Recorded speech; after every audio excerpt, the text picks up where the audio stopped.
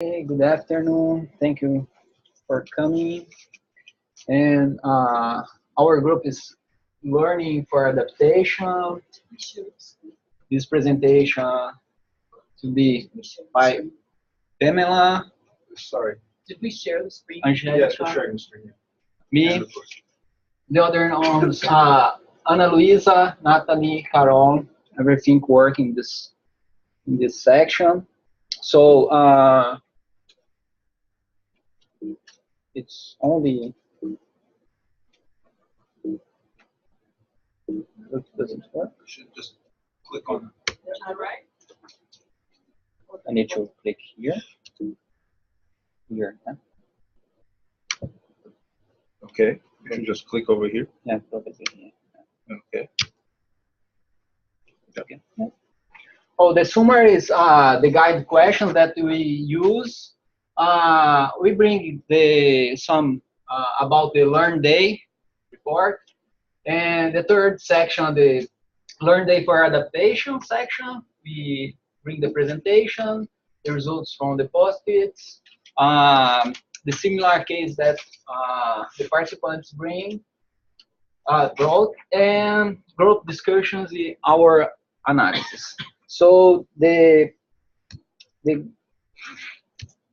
guide question was how should and how can learning influence conservation action, and how could these tools and strategies be applied to address the complex challenges such as those illustrated by the negotiation governance case tools. This first day, we have some professional experience in this panel. We have the Renato Farias from Instituto Centro de Vida, Connie Campbell from this university, Denise Melo, she is private consulting, Andresa Peixoto from IOV, Susana Padua from IP, and we go straight in the lessons from their experience. So they emphasize the long-term involvement in the projects. They passion about your jobs and persistence that we need to do. So be wrong is not a problem, and you need to overcome and improve in your job, and open mind for learning different perspectives. So the other discussion that we have about the community engagement in research and projects. So Dr. Brau from Universidade Woods Hole and the University of Acre, Robert Miller from Instituto Olhar Etnográfico, Karen Kiner from here, University of Florida, and Gianna Alvira from the Field Museum. So they talk about in storytellings their experiences, and the topic that they talk was cost benefits and trade-offs in community engagement, challenge and strategies, pragmatic issues, more about the operational situation with community engagement and community interest in what the communities want and seek. So we have the same passion that they address there. And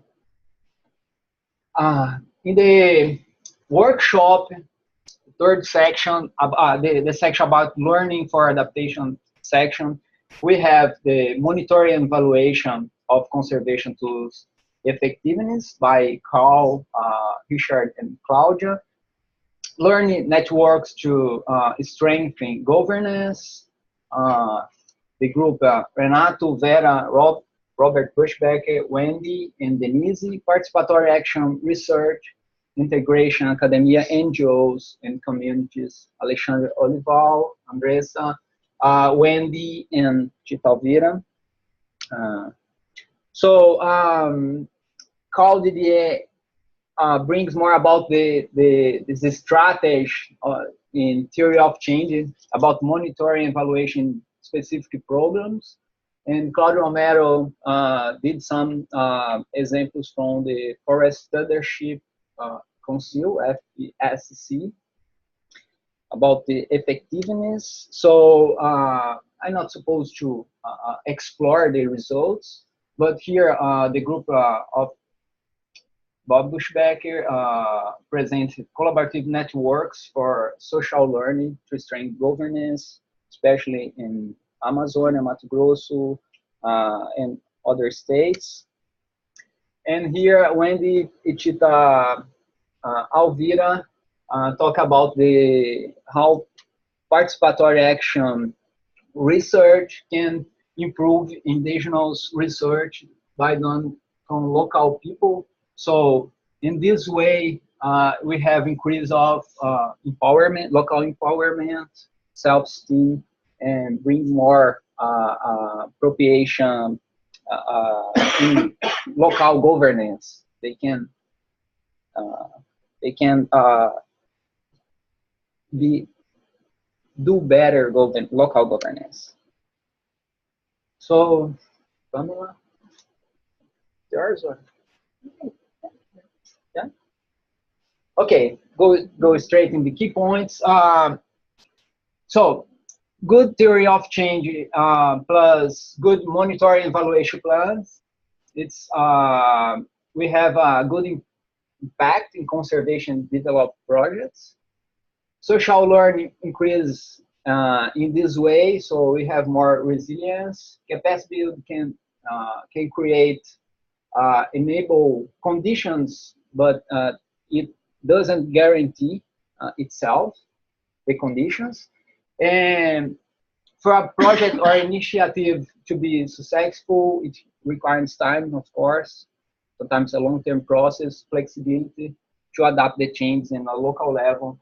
It's important to create a space where participatory action research permit integration and permit try to do the full participatory process with all the stakeholders involved. I need to click here.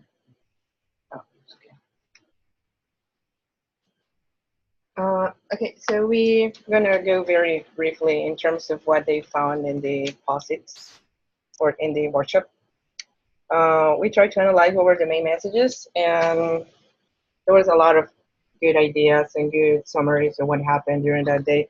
So one of the key ideas that were shared in this post-it that all my classmates have helped us transcribe, to incorporate change in all the stages of planning, implementation, monitoring, and evaluation. Monitoring and evaluation is critical to improve performance, yet, and we quote, insufficient to ensure result on conservation and sustainable development. And for long-term projects, it's important to consider needs and insight from the project's recipients, in this case, local community mostly, participation and information transparency, as well as to define a joint or a common vision towards development, which includes like collaborative spaces to construct these visions. And theory of change, some of the idea was this replication and scaling up. It's non-linear, and it's also unpredictable. And a good TOC is messy, and social capital is vital for a good theory of change. In terms of replication and scaling up, the importance of consider local community in construction of strategies and action along with academia, government, and local NGOs. And a good PARA participation research network can create strong links between researchers, communities, and governments. A difference between expectation and actual outcomes.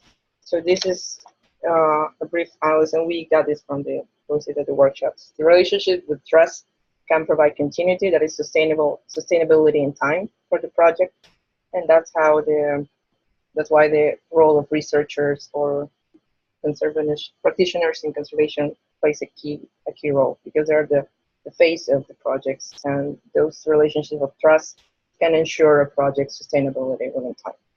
And it's important to build strong partnerships. I didn't do anything. What else?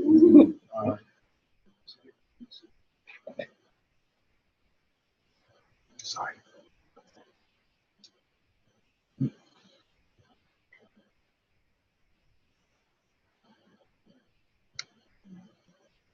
Mm-hmm.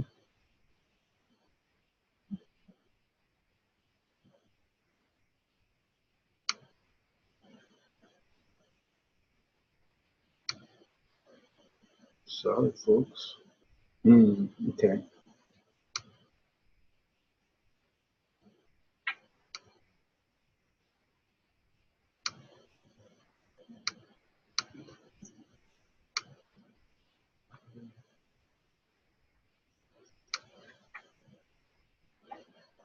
Are we there? It's not going to record though. I think I messed up the recording. Exit show. I think because the other one, I have to go back to Zoom. I think Zoom is open. Is it? Yeah. Here? No. Yeah. Okay.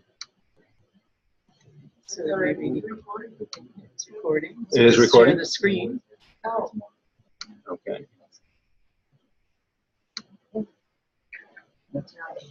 Okay. Oh. So yours.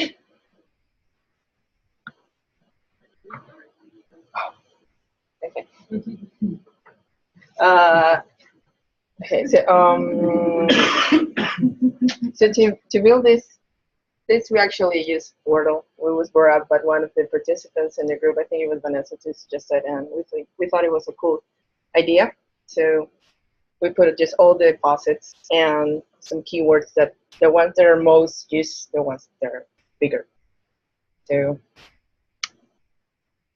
okay, some general questions that were presented by the participants were how to improve quality of life of local populations and how to involve them in creating a new and better strategy, which is like always a challenge and a question at the same time. How to integrate participatory monitoring evaluation in public policies. And so in some countries or even some municipalities, we can see that they're incorporating certain monitoring evaluation of environmental and conservation projects. And how to overcome the continuing changing in the public sector. Well, is there inherent bias in what we share to any given audience? And can participatory action research be used as a guide to plan projects and interventions? And what is the difference between nonlinear outcomes and outcomes affected by multiple factors? So there were a lot of questions made because most of the participants actually made a lot of questions. So that's the one we thought were more meaningful in terms of what made us think a lot. And we couldn't actually address those questions, but they were quite interesting. And then Angelica goes.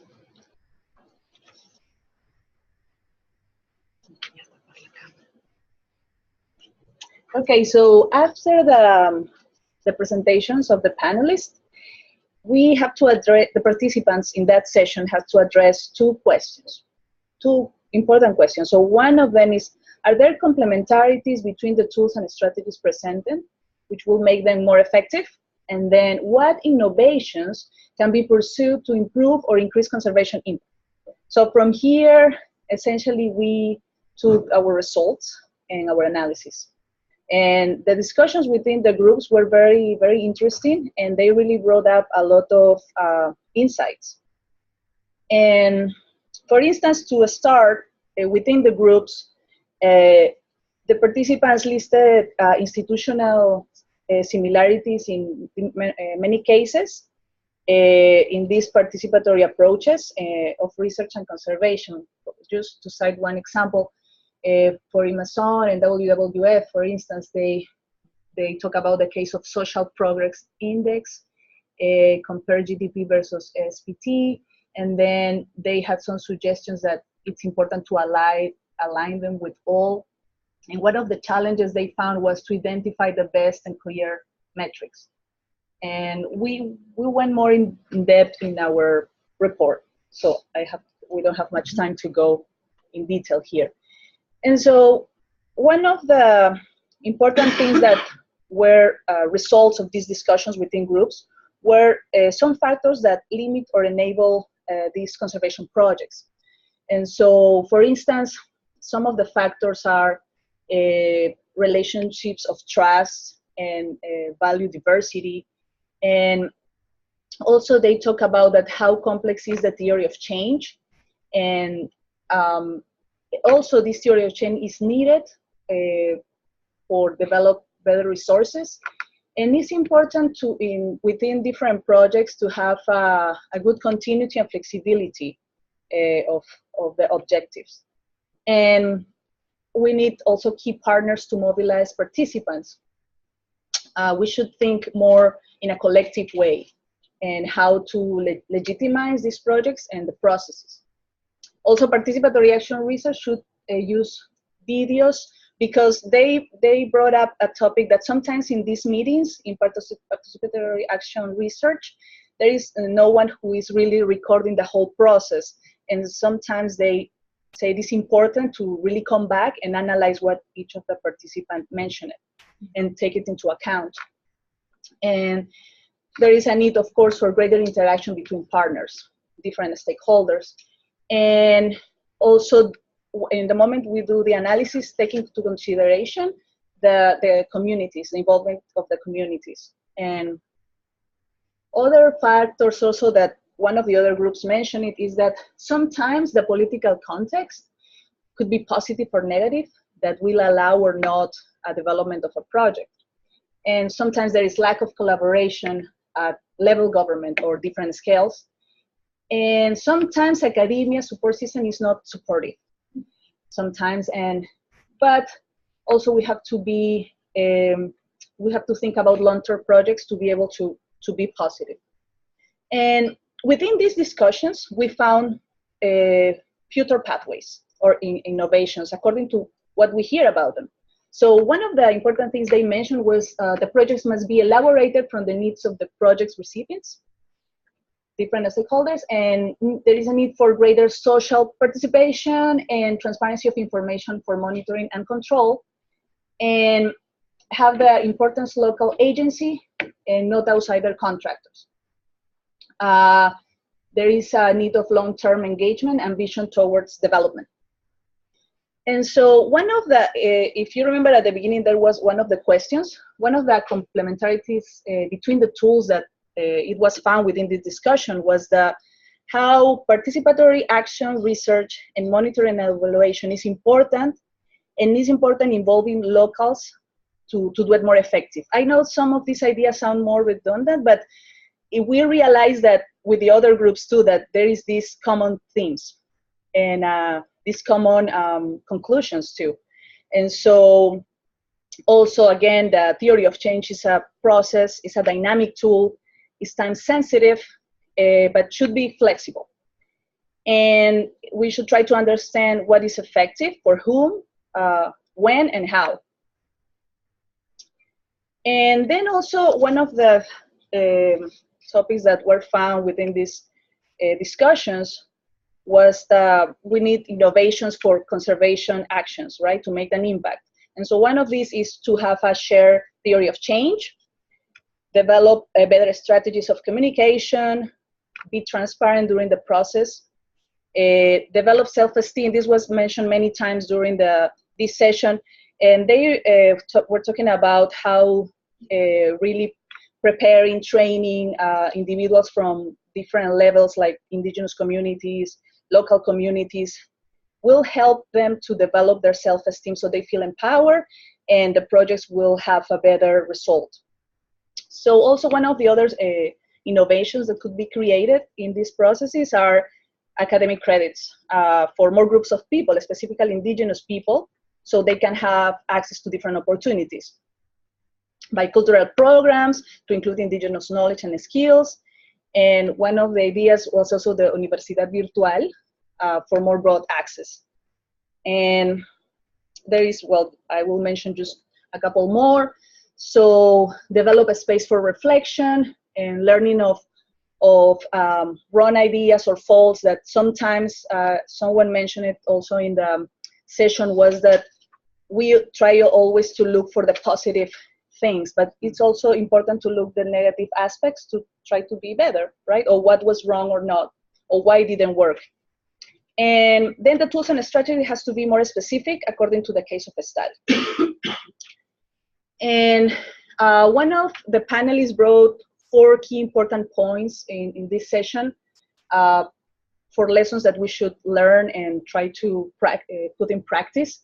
The 4 points were knowledge management, and objectives has to be very specific according to the project, and power. To build power is important, again, to build networks, self-esteem, social movements, and also take into account the beliefs and values of communities or local communities.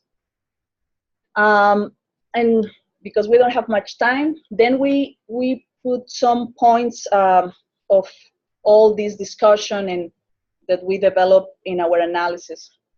So one of these, the first point was, it is important to have a constant monitoring and evaluation program from the beginning to the end of a project in order to ensure an adequate and successful conservation and development project. Then promote partnerships to improve good monitoring and evaluation practices among different stakeholders. Also, learning is an active process of constantly incorporating change and innovation. And social learning also strengthens a system's adaptive capacity and resilience. It is important to create these safe and open spaces of participation and dialogue in order to construct a strong and sustainable process. And also, there was an example from the MAP initiative as a good conclusion we took, that it's a modular structure and learning spaces with opportunities to experiment in a small scale, provided the system adaptive capacity to change. And again, from the learning day, it's very important to have passion and engagement to have a good project. So that's it. Thank you.